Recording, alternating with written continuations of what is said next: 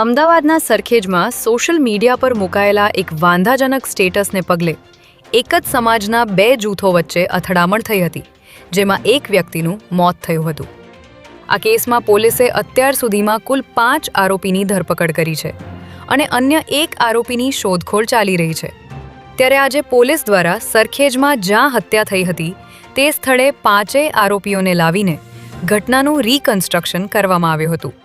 આ રીકન્સ્ટ્રક્શન દરમિયાન આરોપીઓ હાથકડી સાથે લંગડાતા ચાલતા હતા, જેમને જોવા લોકોના ટોળા એકઠા થયા હતા, જેને પગલે મોટી સંખ્યામાં પોલીસ બંદોબસ્ત ગોઠવવામાં આવ્યો હતો. અમદાવાદના વાસણા વિસ્તારમાં વિધર્મી યુવકે એક કિશોરીને પ્રેમજાળમાં ફસાવી હોટલમાં લઈ જવા માટે સગીરાનું ડુપ્લિકેટ આધાર કાર્ડ બનાવ્યું હતું, તેમજ એકવાર હોટલમાં પણ લઈ જવાનો પ્રયાસ કર્યો હતો. પરંતુ હિન્દુ સંગઠનોએ કિશોરી અને વિધર્મી યુવકને ઝડપી પાડ્યા હતા.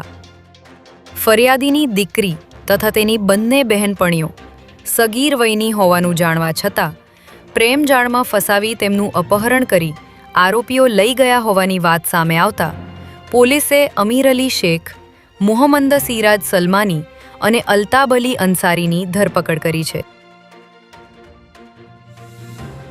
રાજ્યમાં દારૂબંધી વચ્ચે બુટલેગરો અન્ય રાજ્યમાંથી દારૂ જાતે લેવા જવાની જગ્યાએ ટ્રાન્સપોર્ટનો ઉપયોગ કરીને દારૂ મંગાવી રહ્યા છે. ત્યારે સરદારનગર પોલીસે માલસામાનની હેરફેર કરતી કંપની પોર્ટર મારફતે લઈ જવાતો દારૂનો જથ્થો ઝડપી પાડ્યો છે.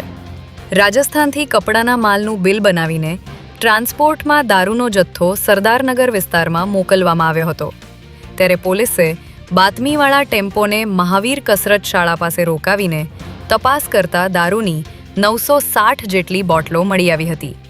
ત્યારે પોલીસે તમામ મુદ્દામાલ કબજે કરી દારૂ મંગાવનાર અને મોકલનાર સામે ગુનો નોંધી તપાસ શરૂ કરી છે.